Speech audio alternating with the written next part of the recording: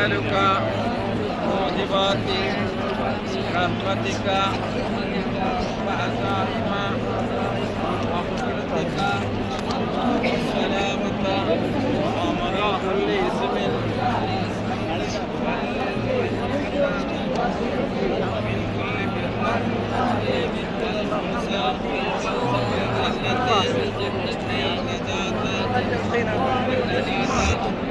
كل على الصحة إن شاء الله. إن شاء الله يا رب.